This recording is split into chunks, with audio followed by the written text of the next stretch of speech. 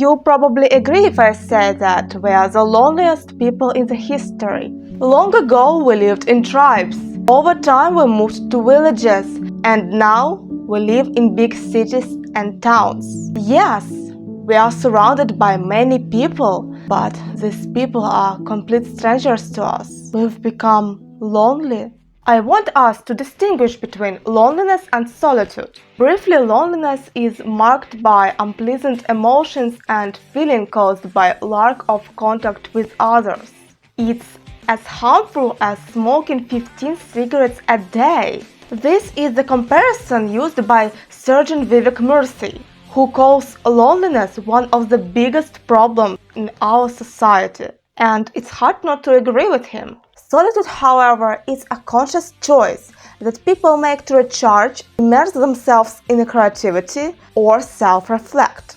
Generally, loneliness is divided into two types: objective and subjective. Objective loneliness is when a person has very few or no social connections. This person doesn't go to school or works at home, and for a long time this person cannot see any people. And they may also be isolated due to health issues. So, objective loneliness involves a physical lack of people around, isolation. Subjective loneliness, on the other hand, is about a feeling of dissatisfaction with one's social connections, even when they have people around. Their relationships might not meet their expectations, lack sincerity, or have no deep connection, among other reasons. Both of these states are dangerous to our health, and they often blend into each other. As far as I know, subjective loneliness is the most dangerous because it can be hidden. We can be surrounded by society and have social life,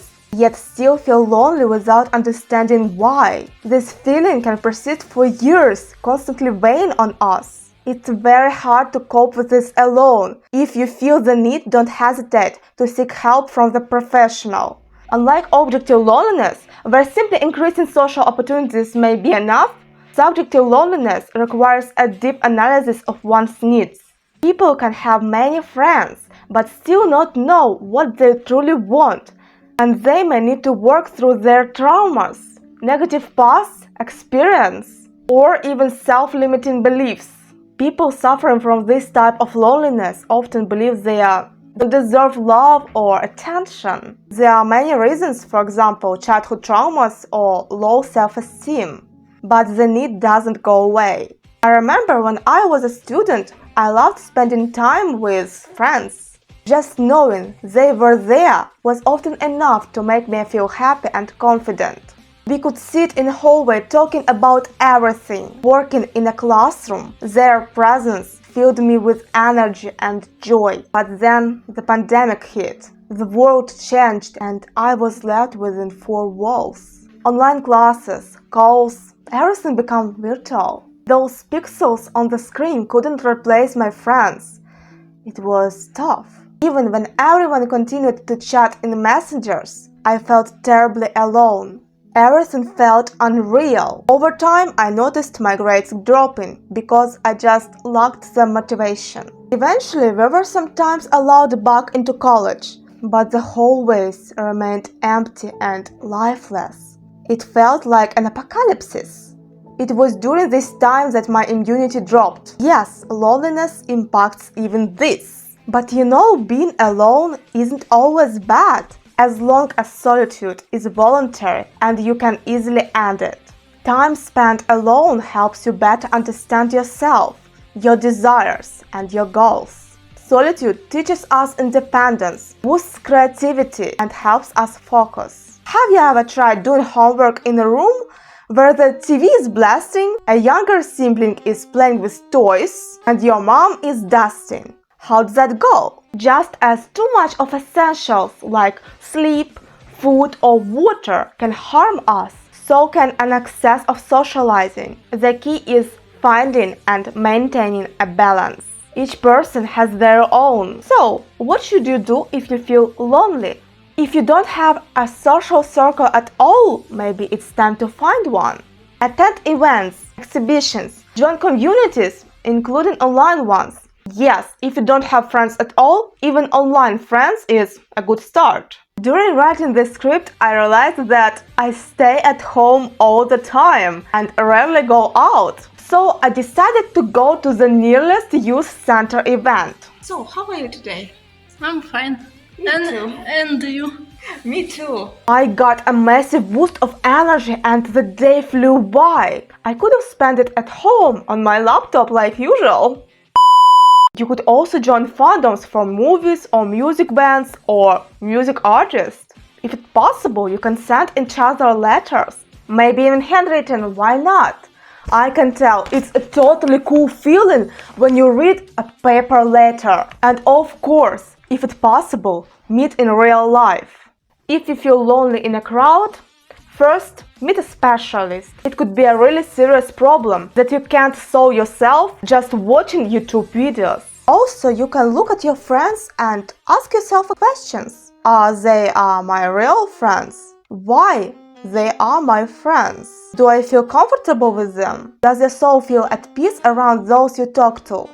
Maybe those friends aren't true friends. Yes, it's possible to be alone in group. When I studied at school, I was really lonely. I was surrounded by 30 people, but I was still lonely. But at college, I was surrounded by 10 people and I wasn't lonely. The quality of friends is also very important. Maintain relationships that make you happy and don't hesitate to cut ties with those who disturb your inner peace. By the way, I already have a video about my toxic friend relationships. If you want to know my story, I'll leave a link in the comment below. And I'll be honest, I really feel better now. The right people will come to fill that empty space. And there are a couple of universal tips. A weighted blanket is an excellent way to create a sense of presence and safety. Yes, it's really important. When we are alone, we often lose it. This blanket applies gentle but noticeable pressure on the body, and it feels like a hug. Yes, sometimes we really need a hug, but we don't have it. And this blanket can give us illusion of hugs. And if it's possible, consider getting a pet. My cat is under the sofa, so I don't want to disturb her.